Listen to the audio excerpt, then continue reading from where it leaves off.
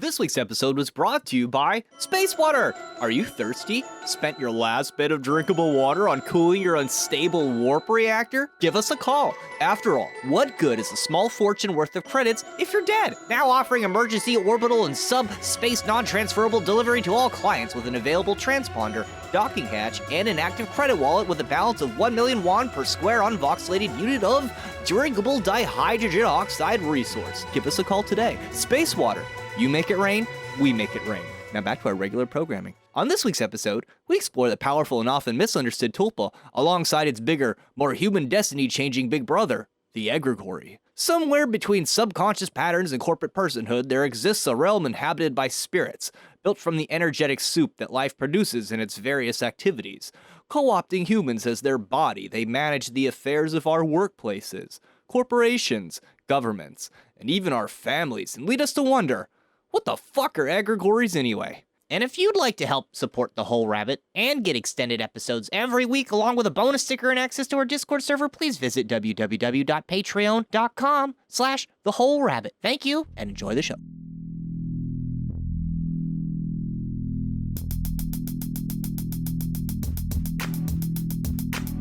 It fucking sucked. It was cheesy as fuck. I mean, I guess some people like it. Personally, I didn't. But then they closed on Starless, and that was fucking fantastic. That's really what matters, is how they end it. Mm-hmm. Yeah, it was a good show. I wanted to see him play Fracture. That's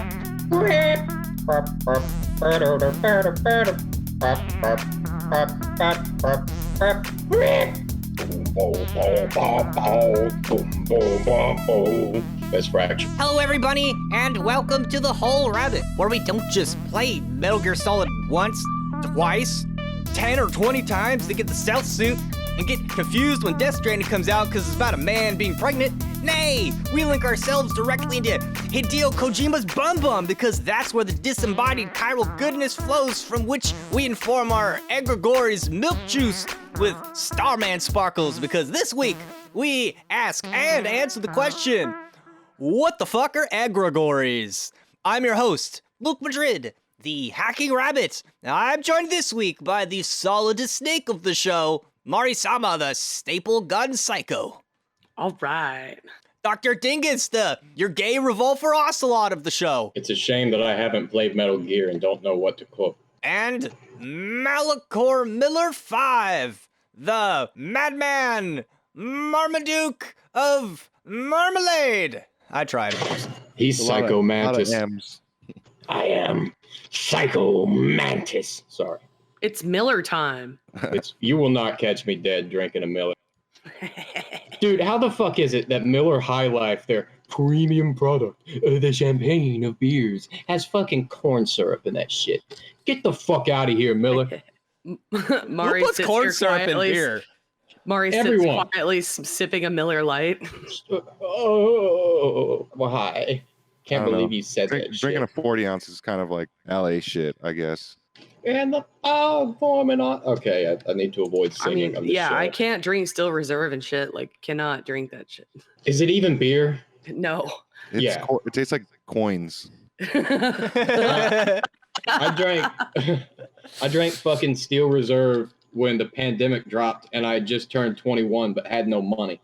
Dude, drinking Steel Reserve is like, you know the Drake meme where he's like, no thanks. And he like has his hands up like, no. And then there's like a panel where he's like, yeah, I'll take that. It's like, put the craft beer in the bottom and the fucking Steel Reserve in the bottom. Like, you can actually, that's one beer you can say no to out of everything that you drink. Would I rather have a Steel Reserve than a Bud Light? Well, I would not Definitely. drink, probably.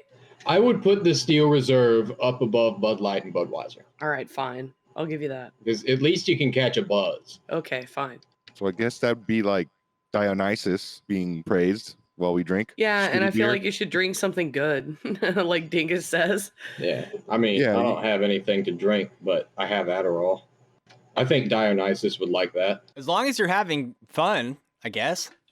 I don't know if this is fun.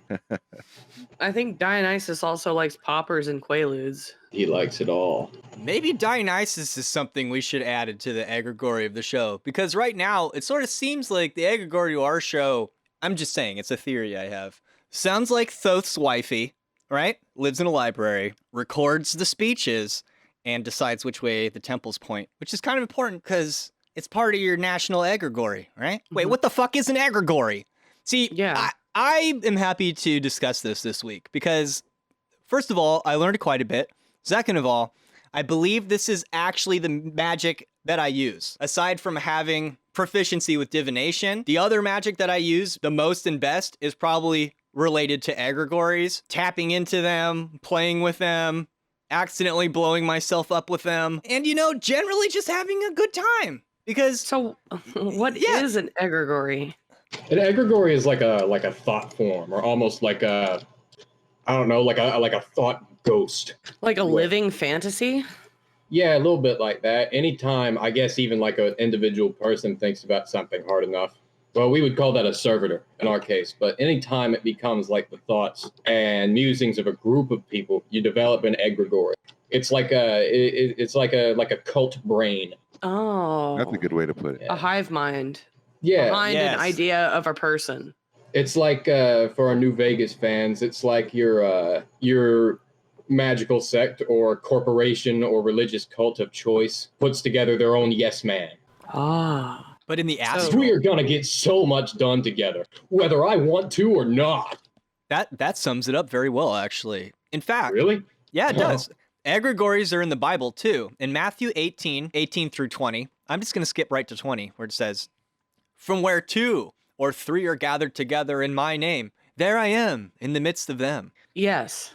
It's like a group consciousness that's shared when a bunch of humans are entrained together on the same idea. And it also happens at raves, I'm pretty convinced. Yeah, these things happen everywhere. Like, fuck, maybe like you could even call fucking Mario an egregore. You know, Yeah. Definitely. Mickey fucking Mouse is a big one. Pokemans. Mhm. Mascots. Any mascot. But then there are also your children. Ah, I didn't say that out loud. Oh, I sure do love China, haha.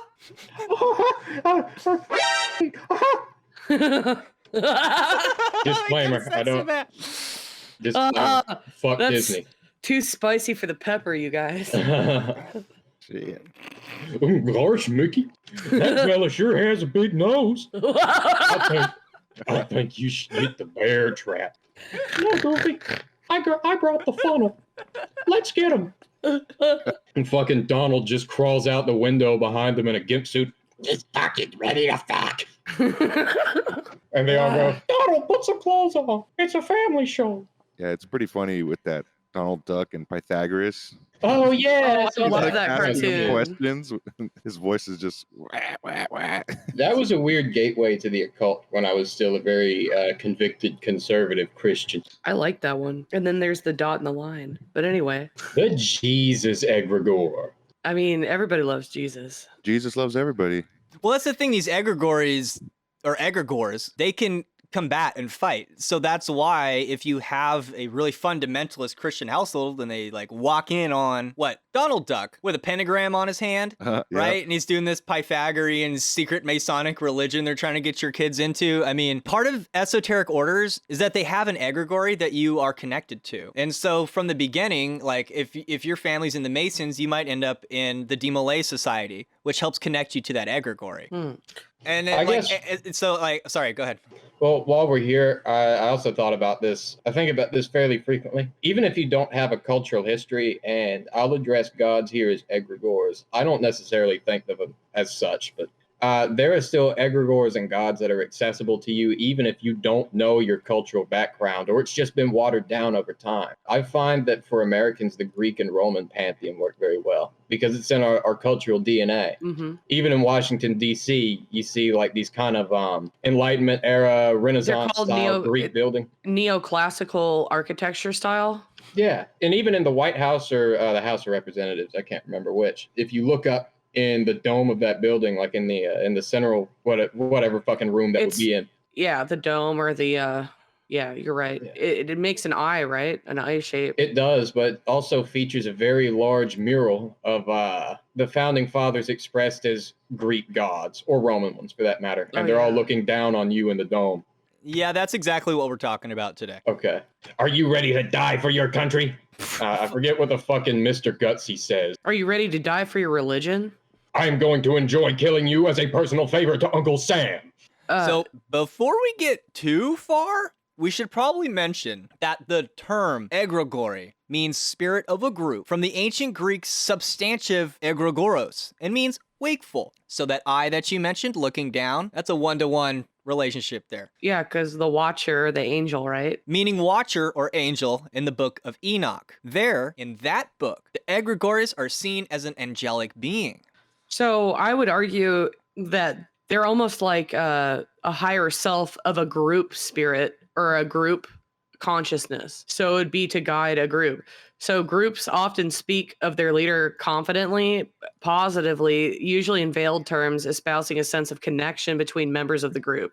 So your leader would do well to reinforce the bonds between people within that group in order to create a stronger egregore. So occult societies are not shy about the concept of the inner plane contact being gained through initiation and association with and within the group. So actually this is why this makes sense because a lot of even magical orders, and we're not even talking about fraternities, which in effect, I believe all fraternities and even sororities are magical groups. But the whole point is to have a group of social contact where you only talk to members of that group. So it strengthens the egregore and by proxy, you strengthen the leader that you see in front of you, but it strengthens the entire ideal of the group. So this works well for cults and orders and sects of different religions, right? And sometimes that cult just wants to round out your character and make you a better human being with a little bit of occult knowledge. And sometimes they just want to tell you about Xenu. And I just want to interject really quickly. These could also, it doesn't have to be religion or spirituality. It could be anything. Like a good example of this in the corporate world would be like Google or a lot of these upstart Silicon Valley companies, where you remember that trend in like the 2010s where they would put like smoothie bars, daycare centers, gyms, and restaurants, live at work, slides and fun things to do, and lounge areas, nap time areas, segues that you can go back and forth. I'm a Google employee. I'm going to go to the Google washing machine and go to my Google pod and sleep in my Google bed and live with my Google wife.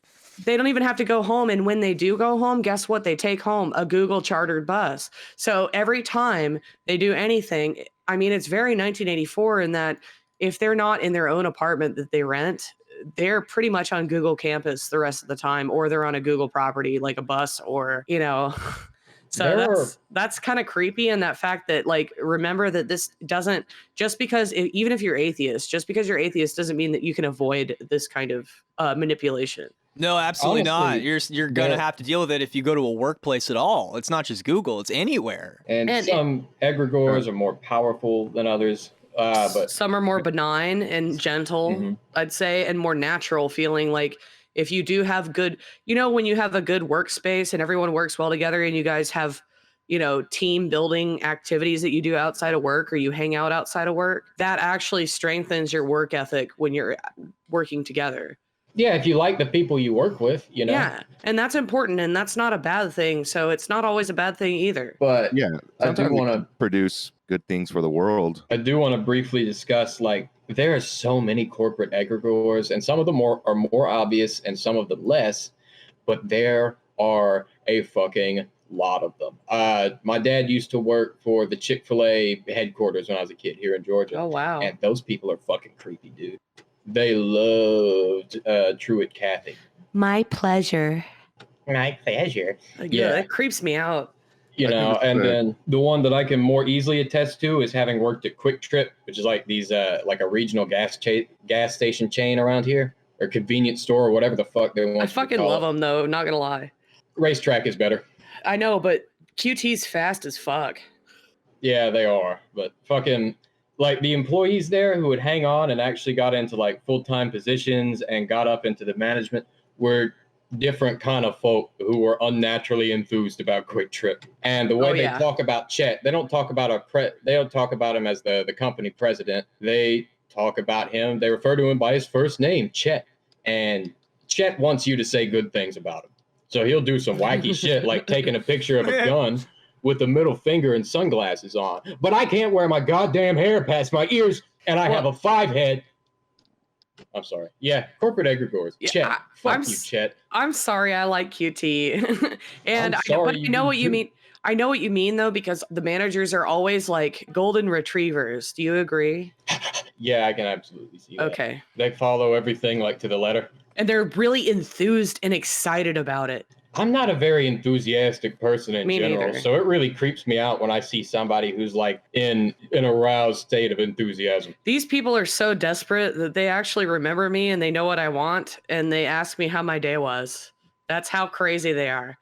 That's But how you my work at a weed gas shop station. is. I know. It's like, dude, you work at a gas station. Calm the fuck down. Oh, well, I mean, it's like if they're, well, it's not really relevant to the show, but if you go in there a lot, you know, they'll recognize you. Oh, I know, shit, maybe I they know. think you're cool, Mari. Goddamn. I know. I'm just fucking with you, dude. It's Join like, us. how are you that happy? It's like the dude at Join TGI us. Fridays that's like, hey guys, can I Join interest you in us. some jalapeno poppers? And he has like 500 buttons on, pieces of flair. People come here to eat at tchotchkes for the atmosphere.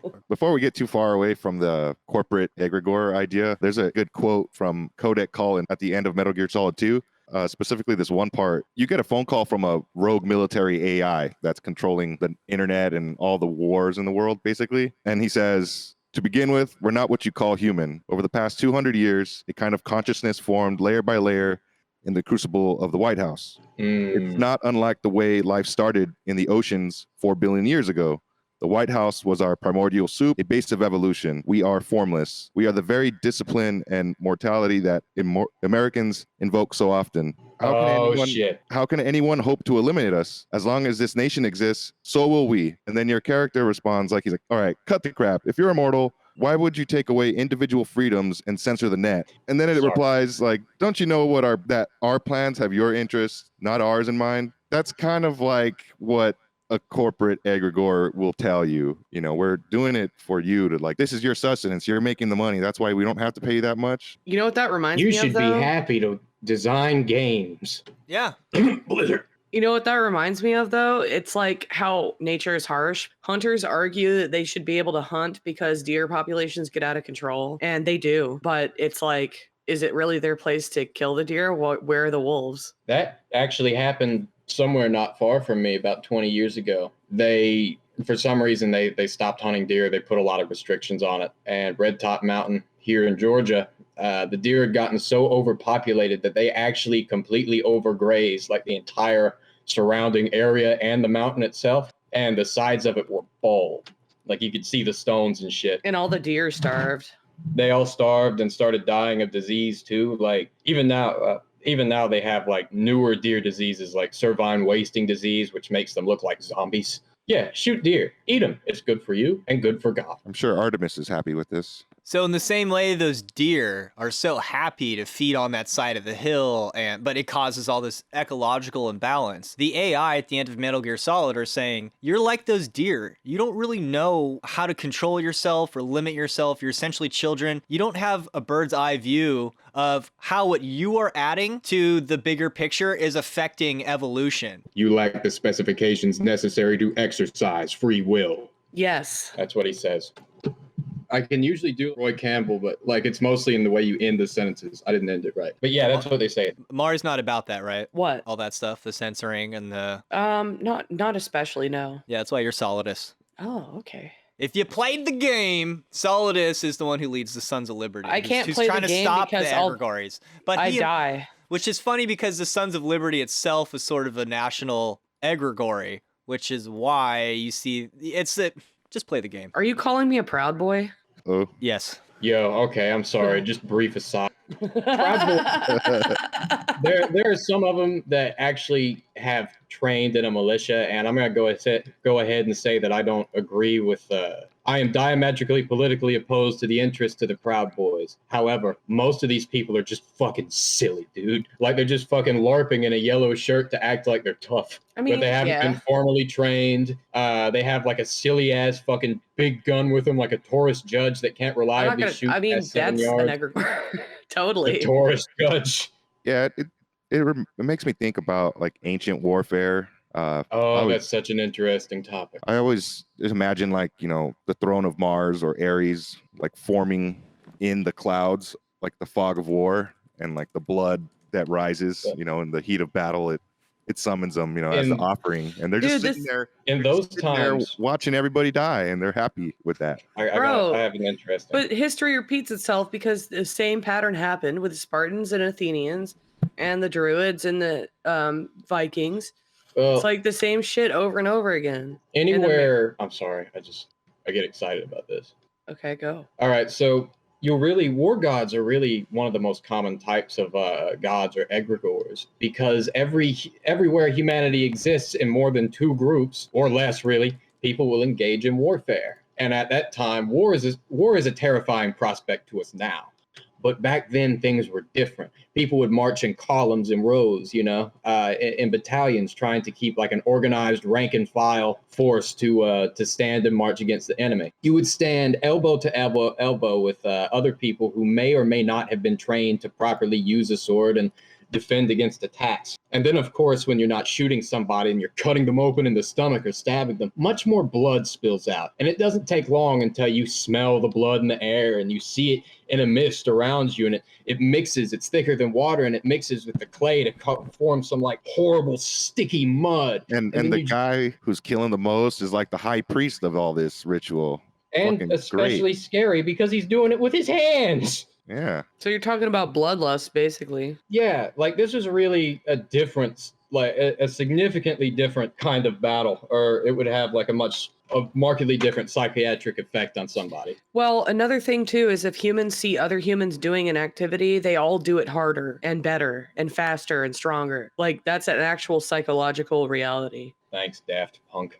I mean, I didn't mean to slip into that, but it's very true. In that, if you see someone competing or fighting, you're gonna fight. You're actually gonna throw harder punches, measured by science. Like you throw harder punches when you see other people fighting. Yeah, it's like an instinct thing. Mm-hmm.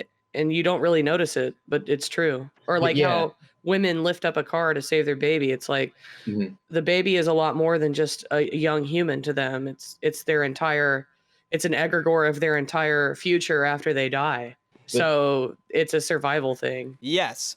Egregores are oftentimes created by a family through family traditions, like going to meals or putting, flowers on the grave of the dead, carrying on things that like possessions and whatnot, family heirlooms. And in some cultures, you can even propitiate these ancestral gods or ancestors in general to help you in your daily life, and you ought not upset them in some way. Yeah, like in Shintoism or like you say Tibetan Buddhism down here. For the Americans who are listening to the show, I'm happy we have brought up both our Masonic heritage and art and Metal Gear Solid 2, because if you just go and Google and you type in Columbia goddess, you'll see quite clearly that Columbia is the female national personification of the United States. And back in ye olden days, this was a much more popular thing to see in art. Nowadays, we might think of somebody more like Uncle Sam, but Oh, that's why DC is District of Columbia because of the Statue of Liberty. Because Statue Columbia of Liberty is America. Columbia. That's Columbia, not America, not the Statue of Liberty. Right, exactly. Columbia is the personification or our Egregore as a nation. She's a light bringer, but it's a female light bringer. A young virgin dressed in a white garb with a torch, coming forward with curiosity and nobility. A scientist, somebody who's rational, also a fighter. She's related to Justice as well. Yes. She has the same stance as Justice, but she's not blindfolded and she doesn't hold scales. She holds a torch. Or a book. Usually a book. Yeah. Oh, she has a little tablet that she holds, or a book. Yeah. Which also symbolizes the law instead of a nation of men or nation of people.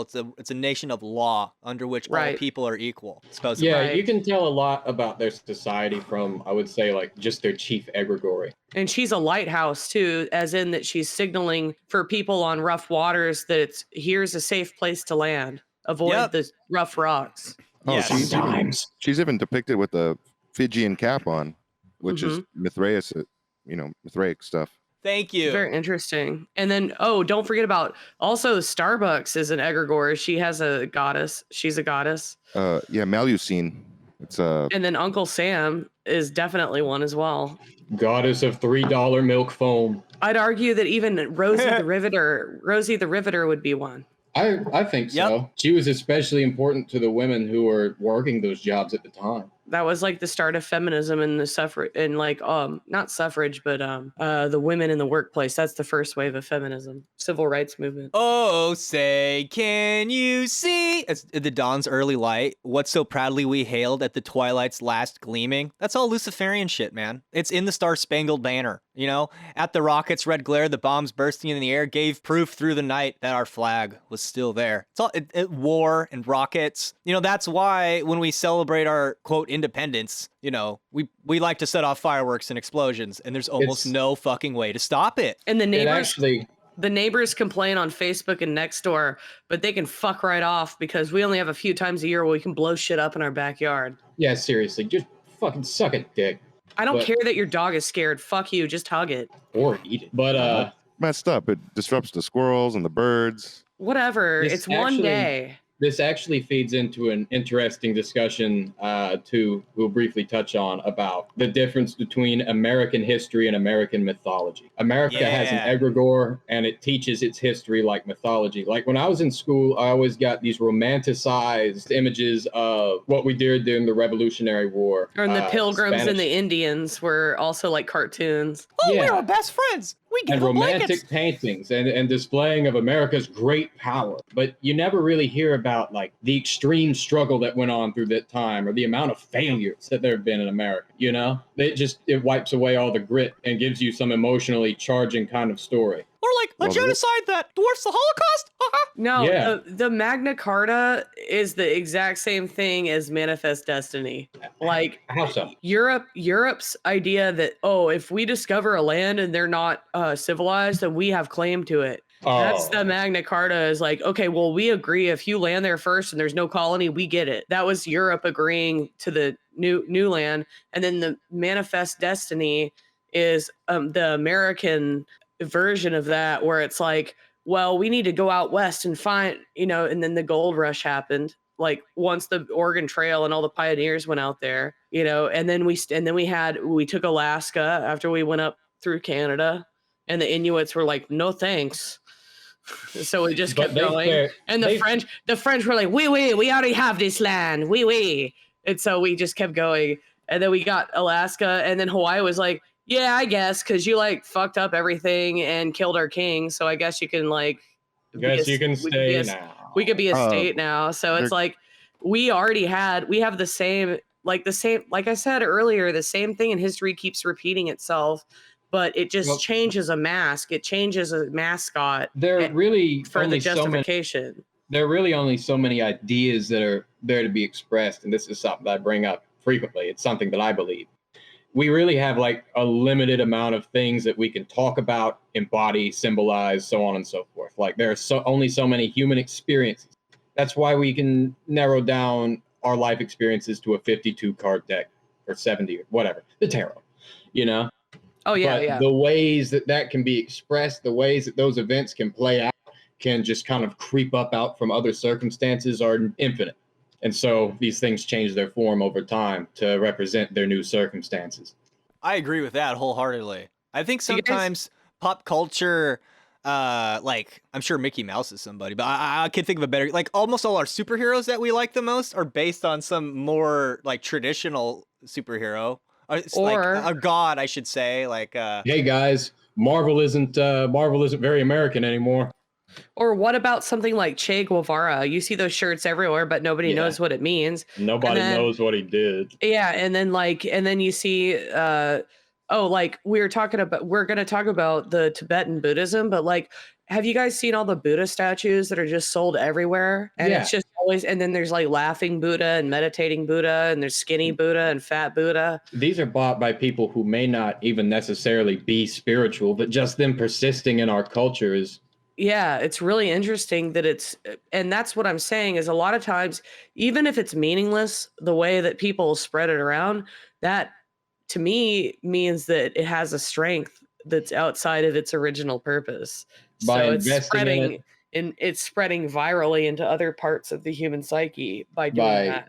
Investing in it, thinking about it, talking to other people about it, you grow Right. its power. Like a lot of people don't even know what Buddha or Buddhism is until they see a statue of it in a Pier 1 The final destination may be or in the death. or in the clearance section in a Target. You know what I mean? Like, Buddha is a kingdom of God. and how many SUVs have you seen with Namaste on the back? I hate that shit. I hate that shit. Your religion isn't a goddamn bumper sticker. I mean, Oh, I wait. guess it's yoga, Have but you seen the coexist ones? I mean, I'm happy you brought up Buddhism, Mari, because Buddhism has some powerful egregores, and we can really sink our teeth into the subject when we go over to Mahayana Buddhism. Now, when I was a little kid and I walked into a metaphysical store with a bunch of Buddha heads, for some reason, my skin would crawl. I don't know why. I felt like panicky, like really scared, almost dissociating at times. And I never really knew why that was. I also felt the same way around Native American stuff, and I never really knew why. I couldn't deal with it until I was older and I became more aware. I felt great around it. I don't know about you. Yeah, I always honestly, felt terrible. a lot of Kabbalistic stuff really puts me off. Yeah, me too. Judeo-Christian and Islam by extension, like that entire fucking lineage of religions just does not. They make me feel like shit. That's how I was until like I'm starting to like look into it because I'm less triggered now. But like, yeah, when I was looking into stuff, like the having an Eastern thing to actually look into was really helpful. And you know what else is I really am lamenting that in school there were no classes on Native American history or mythology or spiritualism. Like I was so fucking mad about that because that's all I really wanted to study. But Buddhism is probably about the closest thing that we can relate to. And I'm like, I mean, Luke, like you and me both like walked into metaphysical stores and saw this everywhere. I mean, it was even in Hot Topic and like Spencer's. So it's like, how did this stuff get in? How did it get so deep into our pop culture where like, you know, like poppy punk, like prep posers are buying these things? Every time I go into those stores, I wanted to get a gremlin. And like I said earlier, like how it's like Pier 1, every other thing is a statue of the Siddhartha Buddha, you know, with like a candle holder on his head or some shit like that. Well, it's like Buddha is one of those things where it's like I hate that I'm about to say this. It's exotic. It's excessively exotic. So if you're not even actually like Buddhist, if you're just trying to be a shallow motherfucker, you can put these in your house and then look esoteric. Yeah. Here's the deal. This is what I learned later. Is that it's a lot like the obelisk, where it was seen as a sign of like, we conquered you, having a decapitated Buddha head. So it's possible that for whatever reason, because of our lineage or our vibration or whatever, some of us are connected more than others to certain egregores. And the egregory that I was connected to, it didn't like that. Or perhaps even the Native American egregory, because my last name is Madrid and maybe I have conquistadors or whatever in my lineage, they don't like me and they don't like me around, kind of thing. It's hard to say. I mean, I don't know. That makes sense because like I do have genetic heritage of these things that I'm attracted to. Real talk, fucking the only times I ever quote unquote caught the spirit in church is when I just became like where I was just overcome by a wave of existential dread involving hell. And I actually went and I got quote unquote saved 4 times. Oh, no. Because I was both afraid that I would go to hell and that I couldn't get saved. I never felt saved. I never felt very different afterwards. They don't talk about it, you know. But then it's funny too, because when I, you know, moved into paganism and had my encounter with Aphrodite, I then started to understand the way that Christians talk about having a relationship with God. Exactly. That's what I was trying to say, is that once I got away from it and I was able to look at other things, then I understood what it was trying to say, and other people were obfuscating from me. No, guys, there's only one. The rest of them are Satan. All Satan. And Luke, like you were saying, like maybe there's genetic components to it, and like why you had an aversion and other people don't is because I actually do have Russian heritage, which is actually in Asia, and I have like Eastern European, which is where the Orthodox Christian churches, the Eastern Orthodox, actually almost never changed. It's pretty close to like when Gnosticism was finally accepted, like when early Christianity was finally accepted in the Roman Empire. That's basically the original form of it. A more pagan version. Yeah, and it's a lot. It looks a lot like temple with the Jews, but it's Christian, but it has a lot of Gnostic teachings, which I'm like, it's almost, I mean, to some people that might be exotic and it doesn't make any sense to them, but it actually kind of vibes with me. Well, I want to bring this up too because I had a lot of trouble getting into the occult because I suppose most of our heritage is primarily Welsh, but we've been here in America since Jamestown in the 1600s, my family. But if I don't want to be a Christian, that leaves me with very little options even for my heritage. And I don't even know the other side of my Druid? family. You'd Yeah, be a interesting. druid. I guess so. I feel like kind of a connection to the land. And I have enough native blood that I can't grow a beard and my teeth are differently shaped than y'all's. Oh. Yeah, I'm- so I'm a part druid too, so. I guess that's what it is. I never really put a name on it, but there are still paths available to people, even if they don't have a cultural heritage. Buddhism, definitely one of them. Which one? Buddhism. Anybody can be a Buddhist. Okay, now here's the thing. Because Buddhism has very powerful egregores, and this They created have some saints, tension. almost like Catholicism. Yeah, much like how we discussed how the quote-unquote founding fathers, we should also say founding mothers, because the wives of these people were like Some half of them the acted as equation, right? spies. Egregores seem a lot like memes in that a lot of the most successful ones are viral. Like, obviously, Buddhism is viral if we see it in Spencer's, like I was saying. Well, here's an example of that, and it's mimetic viral resilience. The entire reason that we even have the culture we do today is because the Enlightenment and the Renaissance era. And I didn't do enough research to tell you if the two are separate. I didn't even think to ask that until today. But Well, either way, the only reason that we have those is because a nobleman discovered a very old poem from the Roman times about Venus romanticism. and rationalism and romanticism. And it was like this revolutionary idea that you could find spiritual fulfillment and learn more about the world by just observing it instead of asking somebody else. or Just being in watch it and being Yeah. in yourself. Yeah. That is the entire reason that our culture is what it is today. That is because the- somebody rediscovered a poem about Venus. That is the Buddha sitting under the tree, if anything. Well, here's the thing. 500 years after that had just been wiped off the face of the planet, no less. People didn't know these things existed until they found this poem. Now, likewise, Buddhism has changed our culture in the West dramatically. The whole thing about having chakras and, having an aura and all that stuff. Mm-hmm.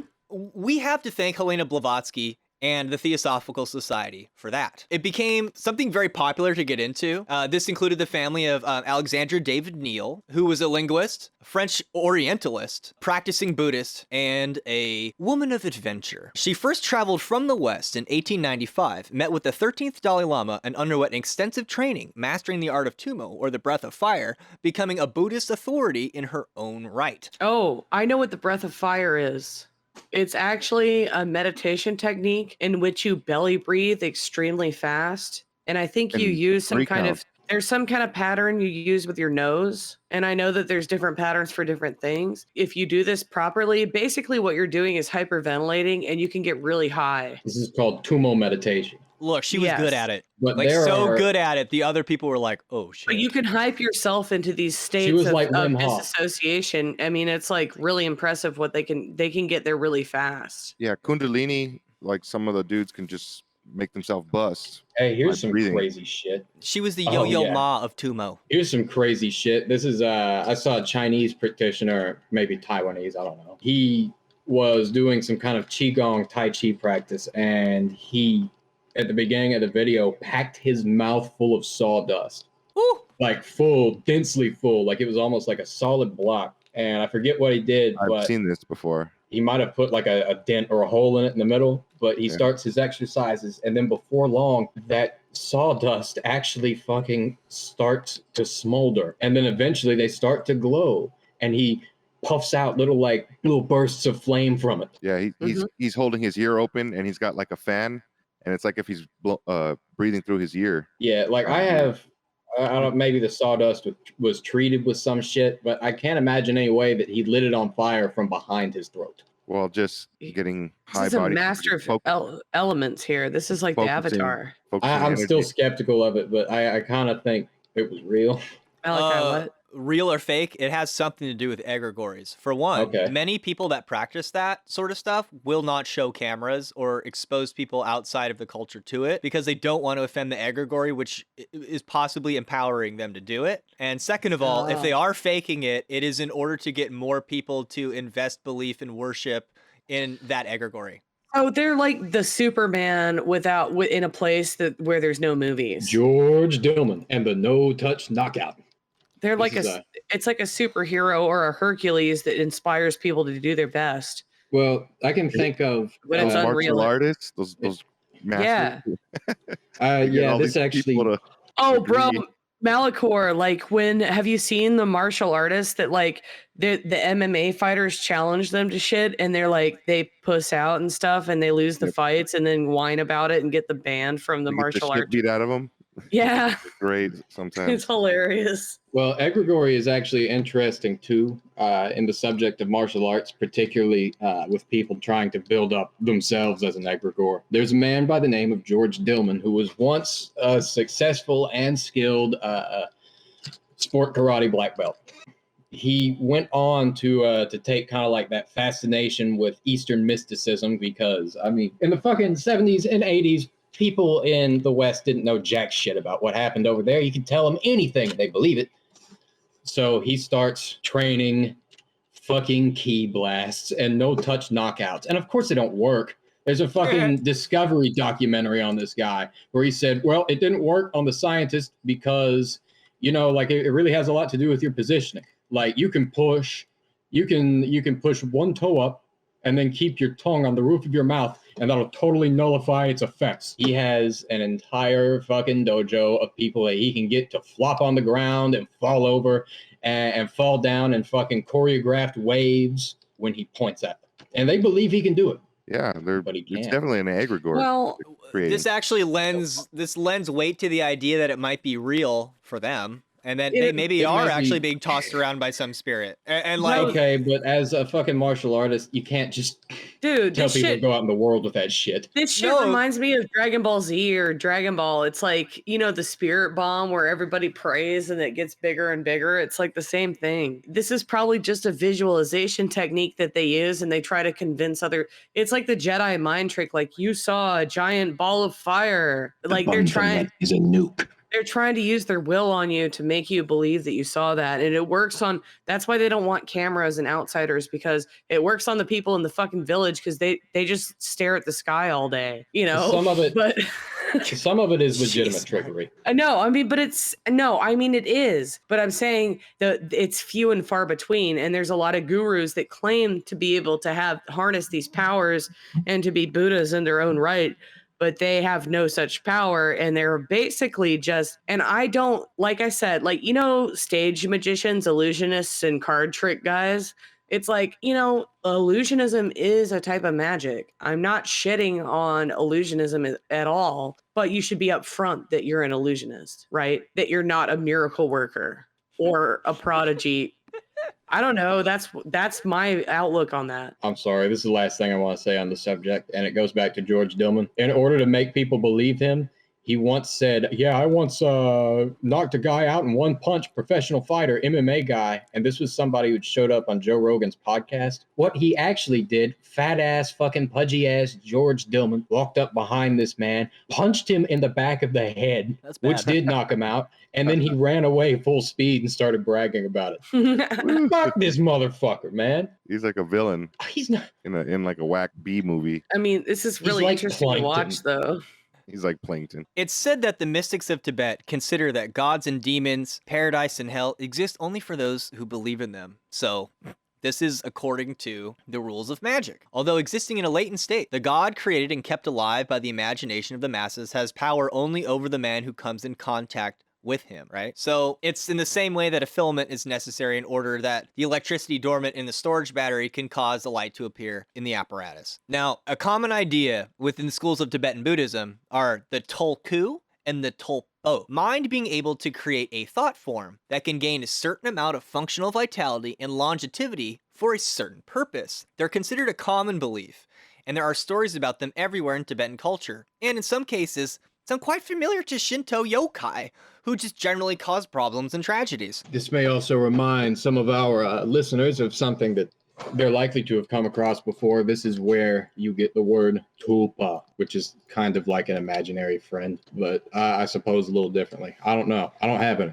I misplaced it in the notes, but it says that a tulpa can take the form of an actual person, so like an imaginary friend or a rock or a tree, and it tends to act like the thing that it's being portrayed as. But it can also exist beyond the life of the person who created it and exist independently of it in some cases. Question. Yeah. Does a tulpa always have to be associated with a physical object, or can it be like an imagined character Yes. that's not present in front of you, but perhaps Yes. in your imagination? Absolutely. Okay, very interesting. I have some of these. So back to David Neal. She recounts a conversation with a llama about these thought forms. Visualizing mental formations, either voluntarily or not, is a mysterious process. What becomes of these creations? Are these children of our minds not unlike those born of flesh? The children of our minds may also grow, escape our control, and take roles of their own. What then if we come into contact with them? Also, maybe not suspect the possibility of coming into contact with ones others have created. And he relates the process of using these egregores to digging a channel, and he paints the picture of a guy who shows up on some dry land and there's some water in the distance, and he says, if you want the fish to come to you, they're never going to unless you dig a channel to the ocean. And then you dig a little trench in front of your house, which becomes a pond, and the water flows in along with the fish. And then that's when the fish will come to you. Well, the idea behind using a tulpa is like digging the channel, which allows you to connect to the collective unconscious and allow you to draw in fish, right? Then he also says you have to be careful about what you draw in, because he doesn't say this. Yeah, what if you pull in a giant fucking tentacle, like Lovecraftian squid monster that's like, hey, who's living in this house? Like, that could fucking happen if you don't have your Necronomiconical laser detection Put up grid a net system. that will catch all of the predators and only let the minnows through. And these nets and whatever are made of your will and your mind and your study and your training and your ritual. And boundaries, and having willpower and boundaries and the ability to say no. I guess that's why, like, when you're using, like, I guess if you want to use like salt or sand to do your circle, you know, you like bless it. You put your essence into any physical. You put your will.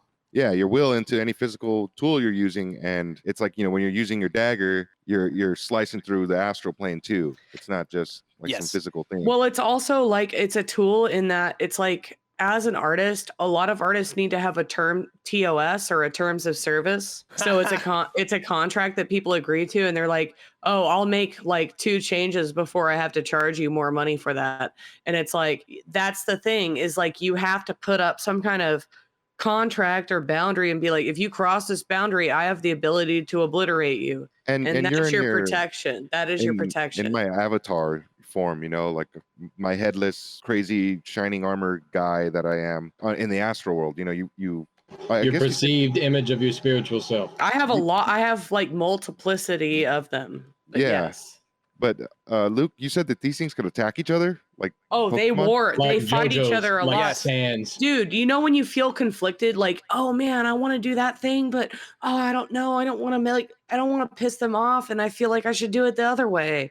It's like when you have something like that happen, those are 2 egregores in your subconscious fighting each other over dominance. That's literally what's happening. Like brand dominance. In that quote, yeah, she's talking about like the children of our minds. They are. It's like, I mean, look, if we're our bodies are a contained system, so is the universe. If the universe has gods as egregores, we have them within ourselves.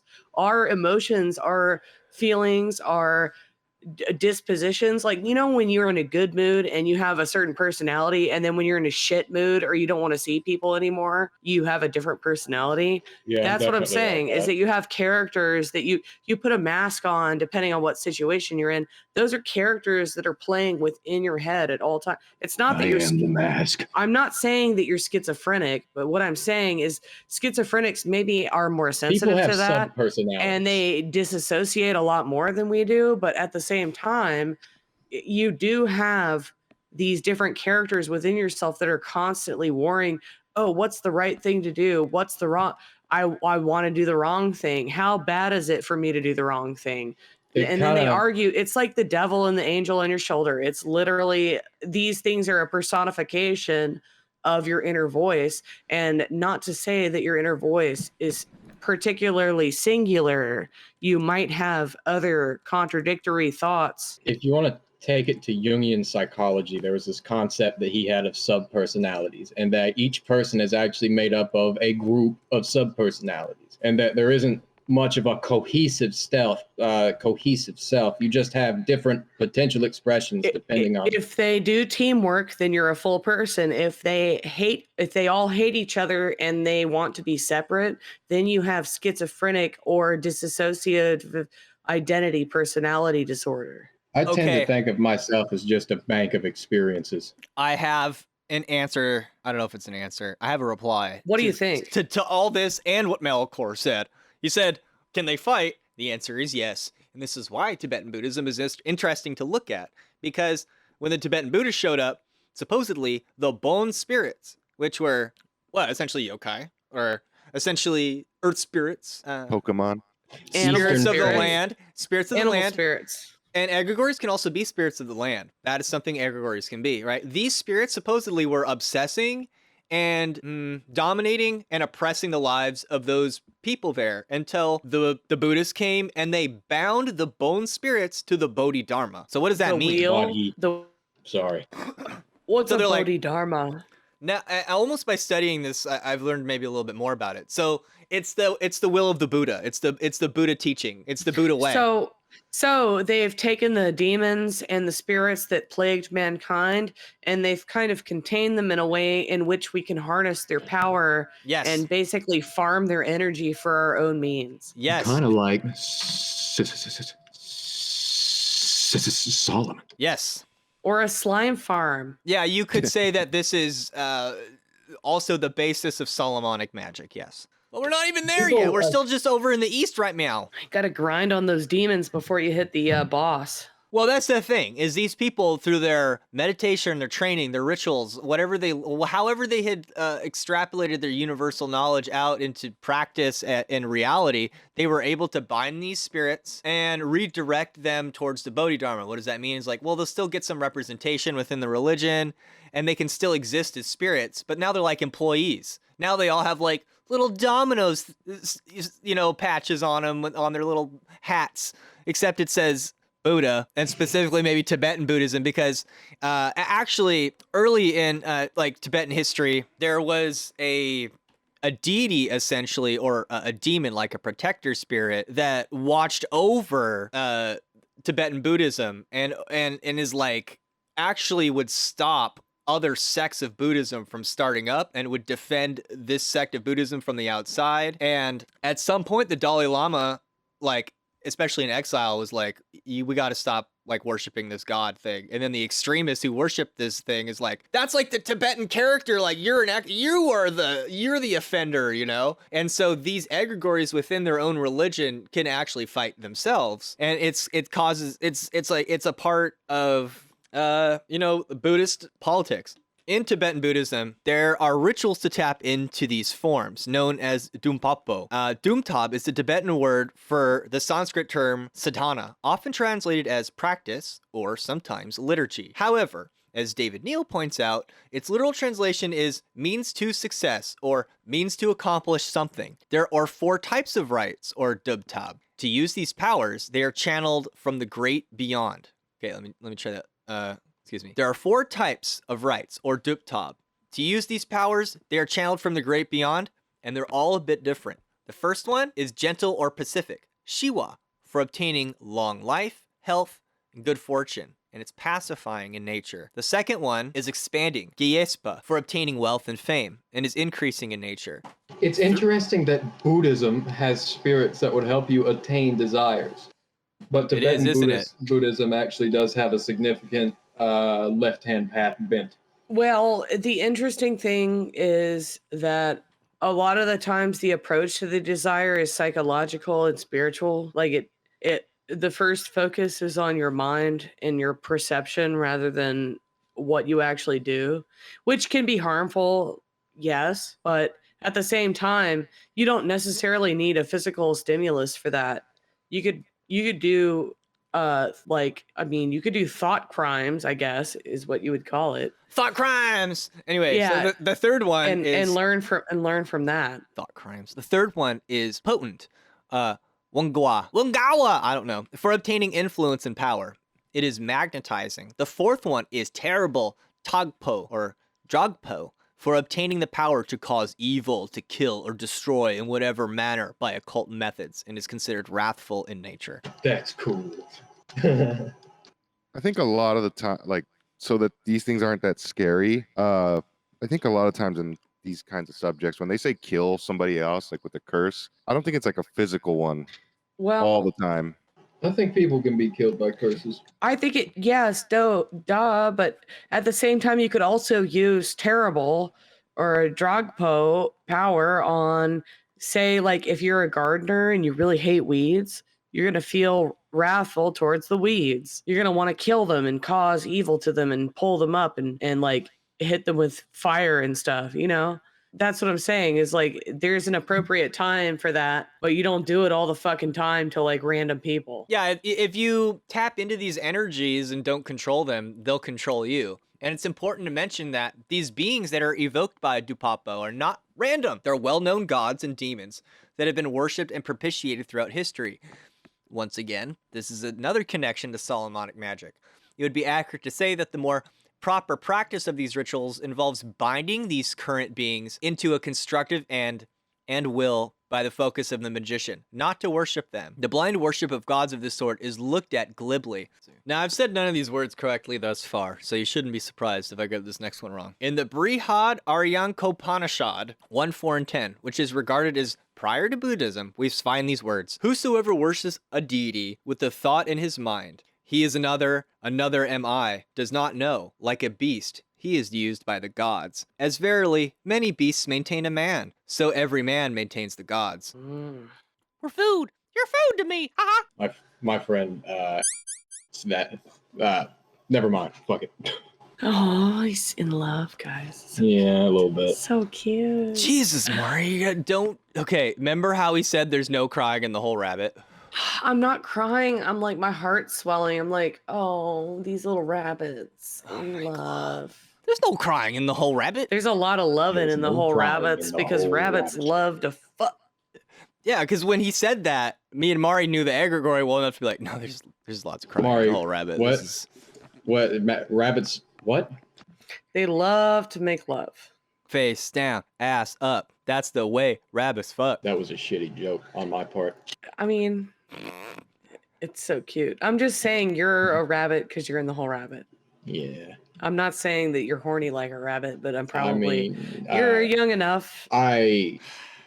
Even opiates don't work in that regard. Wow. Yeah. Wow. My libido is like the goddamn Terminator. That's awesome, dude. Good for you. It's maybe. I mean, no, you need to enjoy it while you have it. This lady used to call herself a succubus, so Ooh. I'm thinking it lines up. Good for you, dude. I'm so happy for you. No crying in the whole rabbit. I'm trying No not... cry. I'm trying not... Okay. So, all right.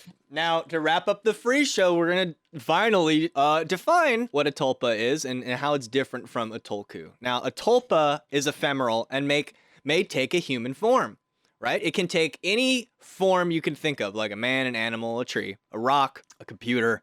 Every rock and tree and creature has a life, has a spirit, has a name.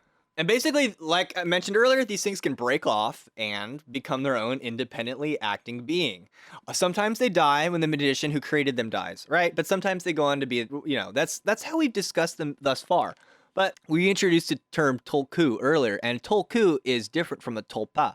A tulku is the incarnation of a lasting energy directed by an individual with the object of continuing a given type of activity after his death. I have a question. Yes. So a tulpa could be a sigil or a talisman. To a vampire, you would want to create a sigil for yourself and become like your own egregore through your symbol and then But have this- others worship you to keep feeding it. And actually, this is something that not even just Okay. vampires. This is something in the Western esoteric tradition, right? Like, who are the Great White Brotherhood, right? Like, 'Cause these were people who were people once, but now they're like gods that exist in this semi-astral state that watch over the affairs of their initiates, right? But Like, I have come a- on. But I have a question because it could be a form of a human, man, animal, tree. Could be a mascot or like, any kind of like a ceremonial tree or a space like Yeah. a park, Yeah. or somewhere where you have a. But at the same time, it's like, okay, well, if you have your own sigil that you make, there's a visualization technique where you're supposed to imagine it as a character that goes and does like a homunculus in alchemy, where you create a being out of material matter and you infuse it with your own spiritual energy to make it do. It's like an automaton, so you program it to do something. So a tulpa could also be like when I program a crystal, or if you make something to serve you. And like I've heard of techniques that you imagine your sigils or your symbols to be actually alive and living and serving you, and then when you dismiss them, you know how you have to burn or break the sigil. Yes. You have to dismiss it by burn, or like in Harry Potter, the house elves, you have to give them a sock or a piece of clothing to dismiss them. So there's like a way to get your servants to leave you. But a I give my tolku, house elf a gimp suit. oh my god, don't stop, just stop. A tolku would be more like an incarnation of lasting energy. That would be like if you wrote a book, or if you started a coven or an order, or if you started some kind of cult of any kind. Even a company could be something like that lives on. It's a spiritual child, which I think I mean, if you're of the gay persuasion, a lot of times the way that gay people reproduce by creating new ideas and concepts and fashions and trends and interesting things to look at, new art ideas. And these ideas are the children, are the byproduct of the creation of their own minds, and maybe even bouncing their ideas off of other people, like we're doing in this podcast is an egregore. So I like to imagine that we can tap into the Black Star David Bowie as a tolku, or an incarnation of lasting energy directed by an individual, the object of continual and given activity after his death, which is Spiritual children. Spiritual apotheosis, liberty of self, like liberty of one's sexuality, radical self-expression. He really all is all the good my shit. role models. He's one of my role models for sure. Button Eyes. His last persona was Button Eyes. Oh, what was up with Button Eyes? He was, he's like the dead version of, I guess, all his personas or something. Oh, that's creepy. Yeah, because there's the Nice. stripes. There's the stripes that run across when he looks at the window, and it looks just like he did in like Station to Station. Oh, shit. My favorite thing about David Bowie, he is a classic example of beautiful, natural, true androgyny. He does this thing, he has this ratio where he's like 75% to 80% masculine in certain ways, where he's showing off parts of himself that are very masculine, but then the rest is this, it's like this tease of 30% to 20% feminine, where he puts big like lipstick on and accentuates his eyes. And I really enjoy He's that really part nice. of David Bowie, is that he appeals to everybody because he understands how to walk that line. And I he don't, wears leggings all the time, but his cock looks like a baseball. you can't say he's not a man's man, because he's very masculine, but he's also very soft and feminine. That's really a great role model to me. Okay, in terms of David Bowie, his sexuality and the rest of it, at some point I noticed that Metal Gear Solid is very like homoerotic, right? There's a lot of staring at Yeah. butts. How long did that take you? Yeah. Like, I'm a straight dude, supposedly, right? I mean, I'll mock myself. That's how secure I am in my straightness. I'm pretty straight. You know, I got crystals put in my butt once upon a time. I'm a straight dude. Guys, don't do it for me. But when I played Metal Gear Solid, I was like, all I'm doing is checking out dudes in goggles and seeing if they're good enough for my squad. And then I gotta like sneak up behind them and like choke them down to the ground. And then next time I see him, next time they're gonna see him, they're gonna be like, oh, please hit me, boss. And then I hit them and they salute me. I was like, this is porn. This is gay porn. Thank you, sir. May I have another? Yeah. And Did they say that exactly? And there's also like, come on, anyone who's played Metal Gear Solid long, there's like this unspoken motif that they're like, is Big Boss and the others having sex? Men What in is going skin on tight exactly? Hideo Kojima, he creates Big Boss's squad as the Diamond Dogs, right? And then what? You go and you listen to David Bowie's Diamond Dogs, and David Bowie is like this. He's very much his labyrinthian king of the underworld, the king of the goblins, the Diamond Dogs, which. Can like descend into hell and still be the baddest bitches around. Like he's the lord of these like misfits, right? And maybe You in guys his want to know time, something really funny? Is that My Little Pony Friendship is Magic had characters called Diamond Dogs in them too. wow. But like I'm Yeah, sure so that gay. like no, but really in a time when being homosexual was seen as subversive or wrong. He was kind of like, what is it? In Hook, the guy who's in charge of all the misfits, right? After Peter Pan, I don't know what I'm saying. Oh, Rufio. So yeah, David Bowie's a little bit like Rufio for, you know, maybe transgender people or people that were queer or what. I mean, I'm a straight dude. I don't fucking know, but like Me. he helped normalize it. And for me as a little kid, like David Bowie was like a god. And so like, and he was also a crossdresser. And like, even still, as a straight guy, it's not really about his sexuality to me. What's important to me is more like, you know how he went out making art, how he died making art. How Dude, he rocked it. He He was rocked true it. to himself. Yes, he's true to himself. He's authentic as fuck, you guys. And how he put, you know, the stripes coming down from the sunlight, from the blinds coming across his body, and the button eyes saying that his character, the Thin White Duke or whatever, is dying, right? You know, all these characters are dying. He's dying. And in terms of Tulku, he was acting out his own form of magic to attain his own form of apotheosis. And Yes. hopefully a gateway for others to attain their own apotheosis and to gain independence and freedom of expression, freedom of sexuality. And by connecting to that Egregore, or that Tulku, we're essentially emboldening that spirit, which to me, the spirit of independence, apotheosis, and freedom is important to me. You know, I worship Sophia and all these gods that are associated with freedom and liberty, including Lucifer, right? And I see America as a Luciferian nation, and I think those are the best qualities, right? So I hope to associate myself with those types of egregores. And David Bowie wrote the space shit is dope. I like space shit. I'm a space nerd. I do love it. If you'd like to hear more about how Egregore magic actually works, because we use it, please visit www.patreon.com/thewholerabbit, where for $5 you can get access to all our extended episodes, a sticker that is, in my opinion, at least worth $5, and access to our Discord server, because we all have full-time jobs, mostly. And, you know, we work really hard on the show. And if we could just like get like way more of you subscribers, I swear to God, I'm gonna start paying Dingus first, you know? And we're gonna money. But we need a lot more of it. So reach deep down in those wallets. Yeah, like and subscribe. Or just share. I want you to make it hurt when you dig into your wallet. Make it hurt real good.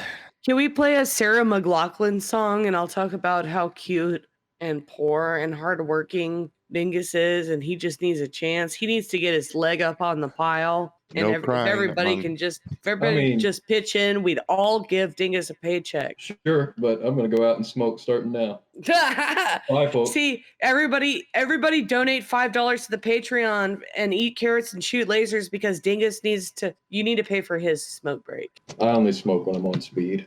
Can I have some? I wish I don't have enough to go around. Can I have some? No. Can I have some? Can I have some? Can I have some? Can I have some? Can I have Sounds like some? you don't need Sorry, it. the fiend. I have ADHD. Fuck you. It's Okay, a bye, medicine. guys. It makes me stop doing that. I do too. It's still fun. Free Britney, eat carrots, shoot lasers. Bye.